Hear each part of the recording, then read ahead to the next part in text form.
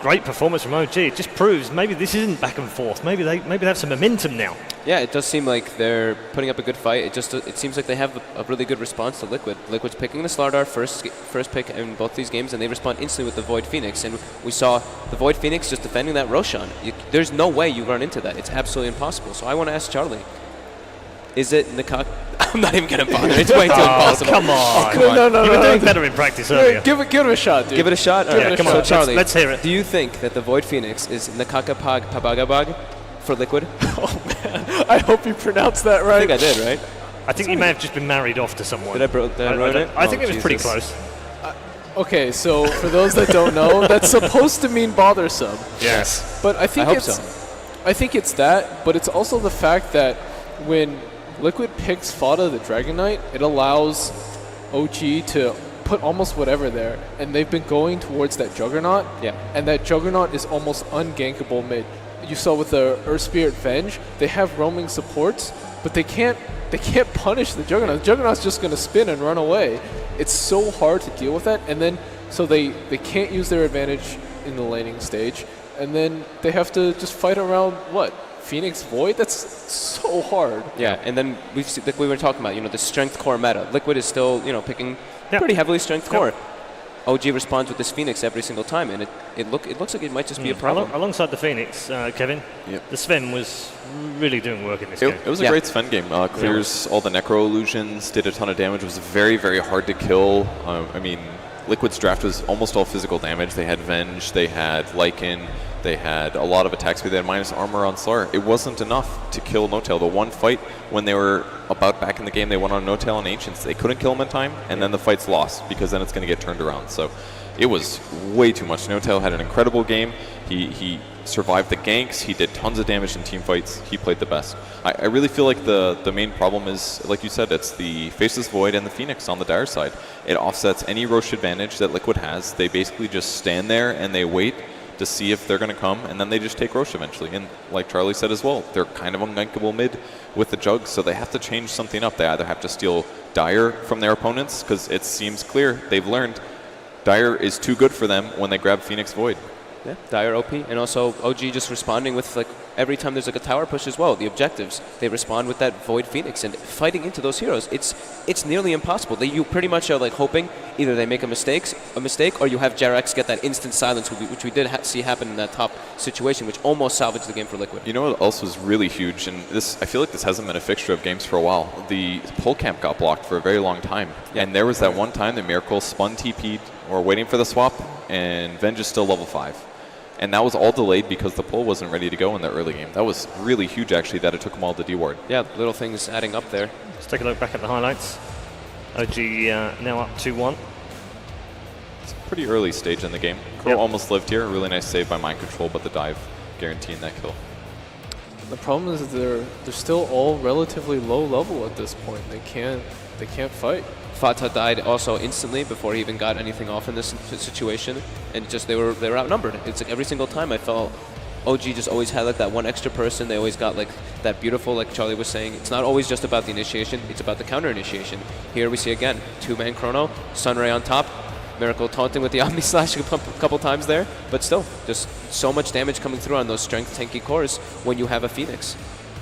All this magic damage they had just made Dragonet look worthless. Yeah, he looked very squishy. So what do they have to do now? I feel like they can't let OG get Dire, or they have to pick a good Fada hero first round, but DP's always gone. They might have to prioritize his hero earlier, maybe something like Invoker, but it can be really easy to punish, especially if you pick it early. I'm not going to lie, Liquid's in a tough spot here. They've been in this position before. Epicenter, they were 1-0 up against Newbie, then 2-1 down. Came back to win 3-2. They'll draw some comfort from that, surely. Yeah, Heaton's got to pull out his playbook. Blitz has got to do some work as well and figure out a way to deal with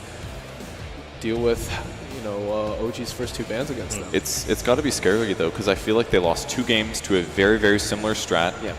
if that's the case, does OG, how many strats does OG get deeper, and does Liquid have the solution? Because if they have the solution, they still have to win 2 games in a row. Yeah. And if OG changes it up after they reveal their solution, they could just, that could be it. It could be over. We have seen Liquid adapt a bit throughout this tournament. We saw them change up heavily, especially in that last series, you know, like we were talking about constantly. The Drow Ranger, the Medusa, very out of the ordinary, very out of the box for Liquid. So maybe they want to go for something like that. Maybe they feel like OG's kind of taking us out of our comfort zone here. It's just our normal heroes, our normal plan, our normal game plan isn't really working that well on the Radiant side versus their hero picks on the Dire side.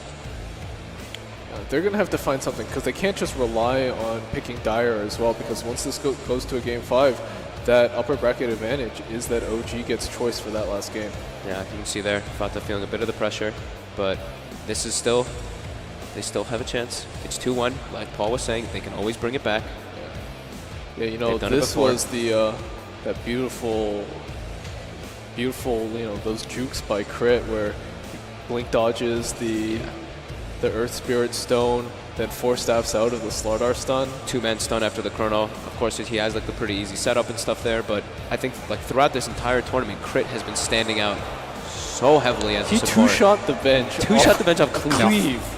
Crit, yeah, Fata gets like 4 shot as well. Of course, I think he gets 2 crits on No Tail there, but yeah, like OG's teamwork is looking quite sound right now.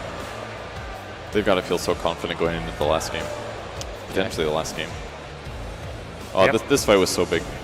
What a huge chrono for Moon. That was where Crit blink dodged, then to dodge the silence, and then he 4-staffs himself after the swap, which also dodged the Slardar stun. Yeah, and they blow up Crit there anyway. They killed the Sven as well almost instantly, but he buys back. Fata unfortunately gets clipped by the egg, and then he just gets brought down by Sunray and right clicks. Yeah, There's he might just have so lived. much team fight control. Yeah. So what's the response? Like you're saying, Blitz and Heen really have their homework cut out for this next series. They really have to talk their team, motivate them. Seems like Liquid's feeling a little bit of the pressure. They need a Papa Blitz to be like, hey guys, don't worry, it's best of 5. This doesn't matter. It's 2-1. We've won from this before. Don't let the pressure get to you. We can do this. That almost sounded like it was Blitz himself. Really? Is it because I sniffled a little? I know Blitz does that from time to time, but I hadn't you- noticed.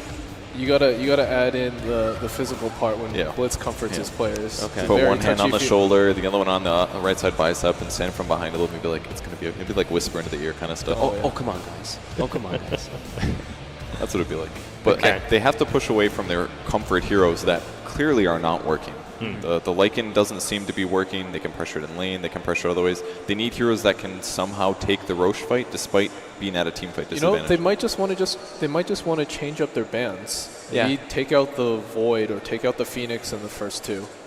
It might not only be just, I don't know, we were harping a lot on the draft, but it's also OG's playing so well around their draft, Yeah. and Liquid's kind of playing into that factor. Like we saw them running around like, let's go into the Roche pit. We're all just kind of standing around that Roche pit. We're not pushing out the lanes at all. We're all just like, can we fight? Can we really do this? And they're really playing into OG's cards. That's really true. They could split push or something instead. Maybe pick a split heavy lineup or such a greedy lineup that they get away with that. They're still farming despite them getting Aegis. Yeah, because I mean, OG's playing just so well around this. Like Liquid, they're like we're saying, they're just getting completely taken out of their comfort zone. Okay. Well, you know- How much of this is draft and strategy, and how much is it that they know each other so well?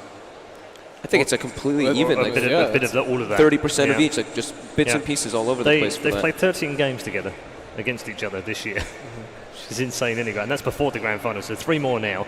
So that's 18 in total. It's 8-5 to Liquid. So there's not much in it between the two of them over the last 6 months. Wow, 8-5 to Liquid. Yeah. Wow. And Yeah.